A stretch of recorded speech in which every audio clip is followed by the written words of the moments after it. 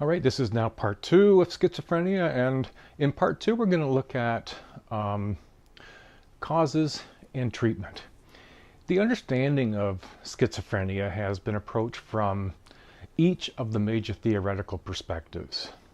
Now, although the underlying cause of schizophrenia has not been identified, they are presumed to involve biological abnormalities in combination with psychological and environmental influences. As for treatment, there's no cure for schizophrenia. Treatment as well is multifaceted, usually involving antipsychotic medication and other psychological and rehabilitative processes. Now, hopefully the videos that I posted for the journal will help understand the range and the affect of schizophrenia, that not everyone is a, for lack of a better word, raging lunatic, that in fact with proper treatment many people can live very productive, even relatively normal existences and normal lives. So let's carry on with this, and one more week after this, everybody. We're almost there. Way to go. Bye now. The first theoretical perspective we're going to look at is psychodynamic perspective. And in the traditional psychodynamic model, schizophrenia represents a regression to the psychological state corresponding to early infancy, in which the proddings of the id produce bizarre, socially deviant behavior and give us, rise to what we know as hallucinations and delusions. Now, Harry Stack Sullivan, he considered the mother-child relationship and the anxious, hostile interactions that could occur in that relationship to be an explanation for schizophrenia. Now, it's somewhat controversial because it used to be historically a lot of theories around psychological disorders were based on the myth that parents and the way they raise their kids influence the psychological disorder, when in fact it may play a role, but it certainly isn't a cause. Learning theorists proposed that some form of schizophrenic behavior may result from a lack of social reinforcement, which leads to a gradual detachment from the social environment and increased attention to an inner world of fantasy. In addition, modeling and selective reinforcement of bizarre behavior may explain some schizophrenic behavior in hospital settings. So by virtue of the kind of environment within hospital settings where they treat people with schizophrenia, much of what they may witness is a place for social learning and might get inadvertently reinforced because of the environment they're in. That is a psychiatric hospital. Biological theoretical perspectives, they look at a number of different features, including genetic factors. This is cross-fostering studies that would have been done. Research has demonstrated a strong linkage between biological factors and schizophrenia. Evidence for genetic factors comes from studies of family patterns of schizophrenia, twin studies, adoption studies, and you'll find these on figure 10.1 on page 236, just to sort of see the sort of research phenomenon that explains to some degree, or at least offers some explanation for a biological connection for schizophrenia. The mode of genetic transmission remains unknown, as some have high risk for schizophrenia and do not develop the disorder, while others do. And this can be due to an interplay of a number of different and multiple factors. Biochemical factors, well, there's dopamine theory, and this is an overactivity of dopamine centers, the sites where dopamine molecules can attach and lock in. People with schizophrenia tend to have more dopamine receptors or more sensitivity to dopamine. Neuroleptic drugs, which are often used, these drugs block dopamine receptors and reduce the effect of dopamine and the impulses giving rise to schizophrenic behavior. Now, viral infections is a consideration. However, there's not a lot of solid data for this support just yet. There's some work that's being done to look at not just the virus, but also other attacks on the immune system. brain abnormalities with the use of PET scans, EEGs, CTs, and MRIs have helped identify any abnormalities within the brain of people with schizophrenia. Now, if you notice the picture on the left where it says schizophrenic brain and healthy brain, what you're noticing are enlarged ventricles are one of the findings that are being found in what we see in people with schizophrenia in their brain and people who are normal. There's also suggested a loss of brain cells, partly because of enlarged ventricles. In addition, we will find the hippocampus and the amygdala, as these two structures are a part of our limbic system, and the system that regulates emotions and higher functions, and is often the case with psychological disorders. There are a few clear answers to explanations for them, so we just seem to carry on with our explanations. There isn't a formal cause that we can hang our hat on and say, absolutely, this is it. Now, one of the things that we still can look to as a way of giving us a broader understanding is what we know as our diathys stress model.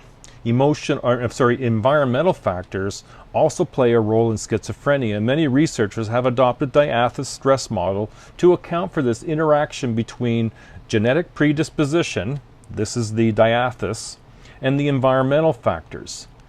Most researchers today believe that neurotransmitter dopamine plays a role in schizophrenia, especially in the more flagrant features of the disorder.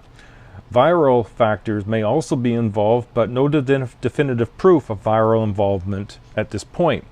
Evidence of brain dysfunction and structural damage in schizophrenia is accumulating, but researchers are uncertain about causal pathways. And so looking at this, what's genetically, a foundation, and what are the things inside the environment that people live in that could, in collaboration with genetic material, bring about the result that we would call schizophrenia. And then, of course, the potential proactive, the more healthy our communication is within our family, the nurturing family environment, and low levels of stress in our lives might not bring about the diagnosis of schizophrenia. It might be something different or milder or maybe even non-existent. If we continue on with some of our theoretical perspectives, we can look at family theories, and some of it is around what they call a schizophrenetic mother.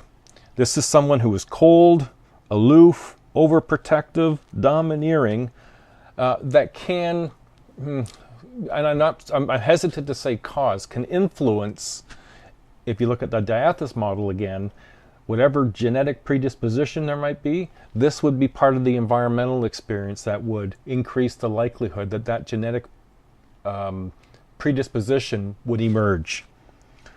The double-blind communication theory, this is, whatever the child does is essentially wrong. There's nothing that they do that's right, and even when it's right, it's somehow wrong. Now, family factors such as communication deviance, expressed emotion, may act as a source of stress that increases the risk of development or reoccurrence of schizophrenia among people with a genetic predisposition. And again, I emphasize this relates to the diathys stress model. Now, treatment, there's no cure for schizophrenia, and so treatment tends to be multifaceted, incorporating pharmacological, psychological, and rehabilitative approaches.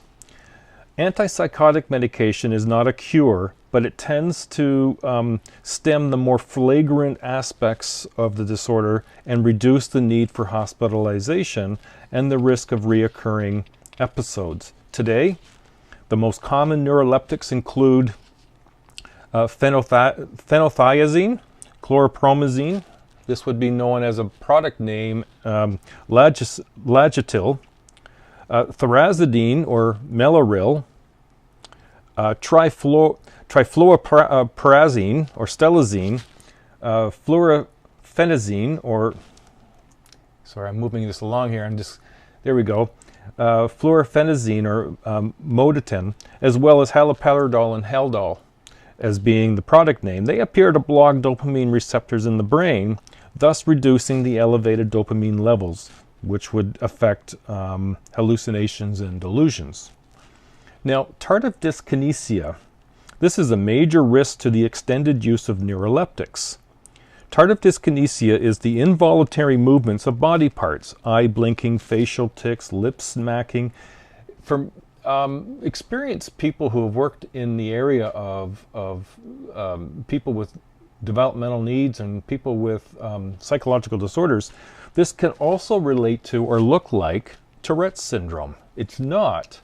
It's an overuse and not having regular checks to see what the therapeutic levels of the medication they're using, the neuroleptics they're using.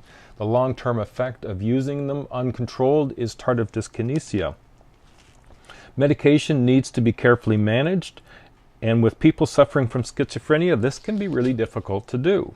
They don't show up at hospitals sometimes. They have difficult making meetings and seeing the value and not seeing it as somehow a conspiracy, if you will. Psychoanalytic approaches have not been shown to be very effective with schizophrenia treatment.